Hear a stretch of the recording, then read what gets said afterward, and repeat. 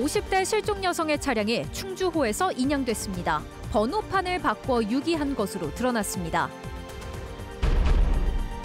청주시 공공급식지원센터가 논란에 휩싸였습니다. 식자재 공급업체 선정 과정에서 기준이 수차례 변경되며 반발을 사고 있습니다. 제천시 의원이 임기재 자문관 등에게 개인적인 업무를 요구한 것으로 드러났습니다. 의원들이 공사를 구별하지 못할 때가 많다는 한탄이 나오고 있습니다. 시청자 여러분 안녕하십니까? 계속해서 뉴스데스크 충북입니다. 청주 50대 실종 여성의 차량이 43일 만에 충주호에서 인양됐습니다.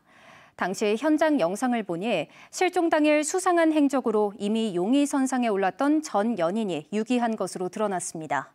피의자는 결국 범행을 자백했습니다. 보도에 전효정 기자입니다. 청주 50대 여성과 함께 실종됐던 SUV 차량이 충주호로 들어갑니다. 2분 뒤 이 차를 몬 한 남성이 홀로 걸어서 되돌아 나옵니다. 그리고 이틀 뒤인 어제 이 자리에서 물에 빠진 SUV 차량이 인양됐습니다. 실종 43일 만입니다. 차는 물에 빠져 있었고요. 크레인이 와갖고 차 빼고 국가수가 와갖고 검사하고요. 경찰은 이 남성을 실종 여성 살해 용의자로 체포했습니다. 실종 여성의 전 연인인 54살 남성입니다. 실종 이튿날 새벽 5시에 귀가하는 등 수상한 행적으로 용의선상에 올랐던 이 남성은 차량을 지인에게 맡겼다가 수사망이 좁혀오자 번호판을 바꿔 달고 차량을 유기한 겁니다. 경찰은 이 남성이 추적을 피하기 위해 도로 CCTV 위치를 조회한 뒤 실제 CCTV 지점에서 역주행하는가 하면 휴대전화 포렌식을 통해 살인, 죽는 법 등을 검색하는 등 여러 수상한 정황을 확보해 조사 중입니다. 폭행은 인정하면서도 살해 혐의는 부인하던 피의자는 결국 범행을 시인했습니다. 조사를 하고 있어서 그 진술 내용은 지금 말씀드릴 수가 없어요. 지금 단계에서는 다 증거사항이기 때문에 좀 말씀드리기 곤란하고. 경찰은 인양된 차량 내부에서 유의미한 단서를 발견해 국립과학수사연구원에 긴급 감정을 의뢰했다고 밝혔습니다. 또 실종 당일 밤 남성의 수상한 행적이 닿은 진천의 한 저수지 등을 중심으로 실종자 수색을 이어가고 있습니다. MBC 뉴스 전정입니다. 지난 4월 청주의 한 고등학교에서 흉기 난동을 벌인 고교생에게 중형이 선고됐습니다. 청주지법 형사합의 22부는 학내 흉기 난동으로 교직원 등 6명을 다치게 해 살인미수 등의 혐의로 구속 기소된 고교생에게 징역 장기 8년, 단기 6년을 선고하고 5년의 보호관찰을 명령했습니다.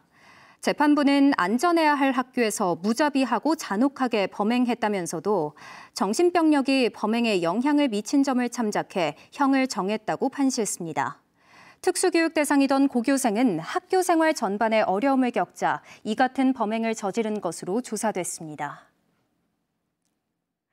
의과대학 증원 배정 과정에서 충북대학교가 특혜를 받은 사실이 없다는 감사 결과가 나왔습니다. 감사원은 오늘 발표한 의대 정원 증원 추진 과정에 대한 감사 보고서를 통해 충북대 관련 특혜 의혹은 공정성 훼손으로 보기 어렵다고 판단했습니다. 감사원은 의대정원위원회에 속했던 충북도 소속 국장이 충북대 증원 규모를 결정하는 회의에서는 배제돼 의견을 내지 않았고 의료 여건이 열악한 충북의 상황을 고려했다는 의견을 종합할 때 특혜로 볼 만한 사실이 없다고 결론 내렸습니다. 의대정원 증원 추진 당시 충북대 의대정원은 기존 49명에서 200명으로 늘어나 증원 폭이 전국에서 가장 컸습니다.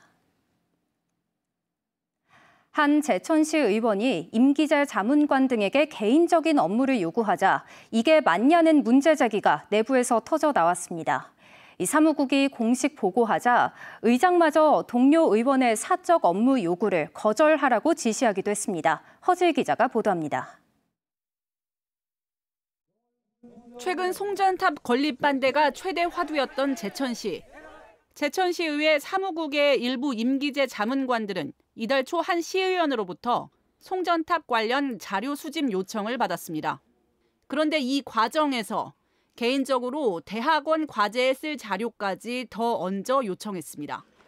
이때는 자문관들이 가장 바쁜 시기인 의회 임시회 기간. 결국 사무국은 이를 개인적인 사안으로 보고 시의장에 보고했고 추가적인 부분은 조금 저희 의정활동 전 부분과 좀 결이 좀 다른 것 같다고 생각이 듭니다. 해가고 말씀드려갖고 의장은 간부 직원들에게 사적 업무는 거부해도 된다는 원칙을 전달했습니다. 공과 사는 구별이 돼야 되겠다. 또 선례가 될 수 있으니 좀 안 했으면 좋겠고 안 해야 된다라고 틀림없이 담당 의원님한테 얘기를 해주는 게 좋겠다라고 제가 일단 지시를 했습니다.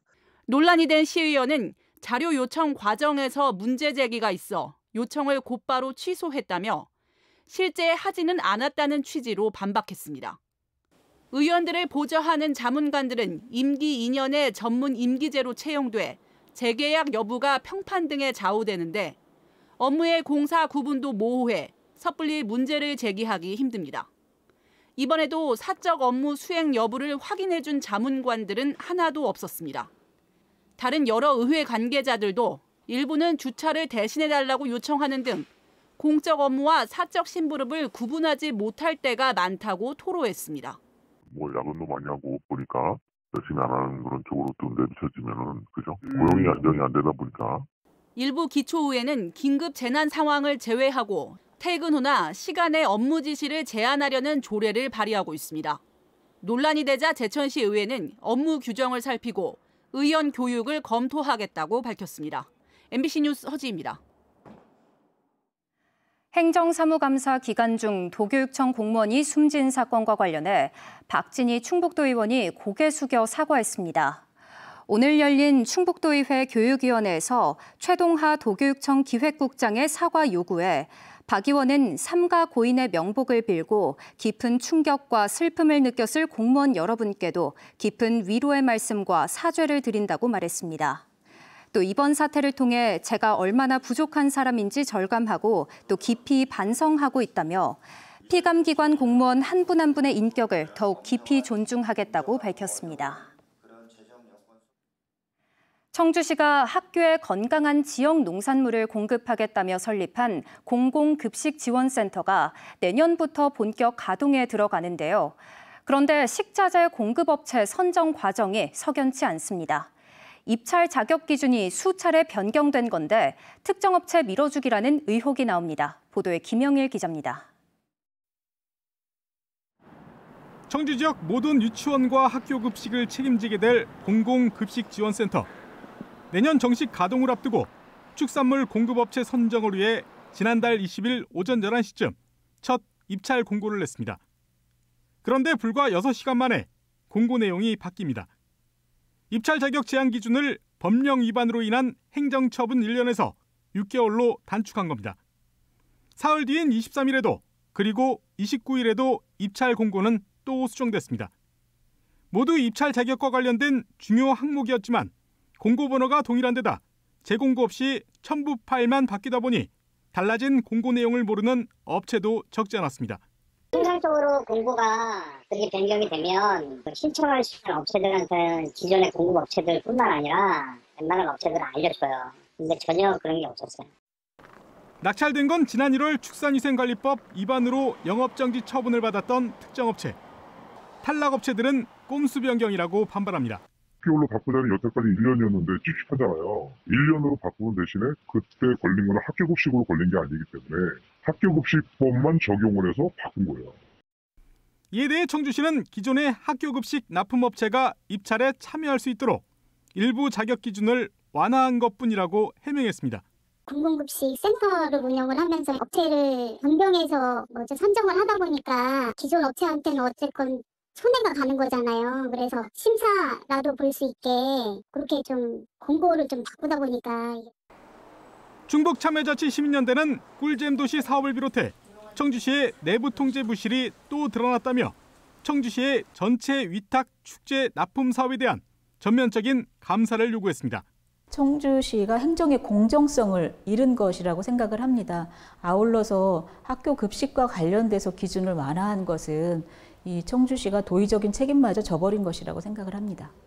취재가 진행되자 청주시는 이번 입찰 과정에 대한 법률 검토를 거쳐 해당 업체에 대한 입찰 취소 여부를 결정하고 입찰 담당 공무원에 대한 자체 감사도 진행하겠다고 밝혔습니다. MBC 뉴스 김영일입니다. 충주시가 체류형 휴양시설을 잇따라 조성합니다. 드라마 촬영지 등으로 알려진 동양면 건지마을에 내년 6월까지 국비 등 137억 원을 투입해 숙박시설과 산책로, 숲체험 공간을 갖춘 노을숲을 조성할 계획입니다. 또 내년 7월에는 국비 등 244억 원을 들여 산책로와 트리하우스형 쉼터 등을 갖춘 심항산 발길 순환 루트를 착공하고 인근에 105억 원을 들여 길이 284m의 출렁다리도 조성할 계획입니다. 충북도청 대회의실이 복합문화공간으로 재탄생했습니다.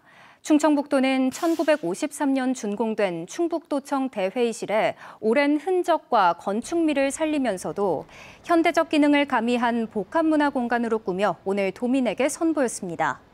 특히 실내 마감으로 가려졌던 수직창의 아름다운 배열과 목조 트러스 구조를 복원하고 1950년대 적벽돌 등을 드러내며 원형의 아름다움을 되살렸습니다. 충북도청 대회의실은 앞으로 회의뿐 아니라 전시, 공연 등 다양한 문화 공간으로도 활용될 예정입니다.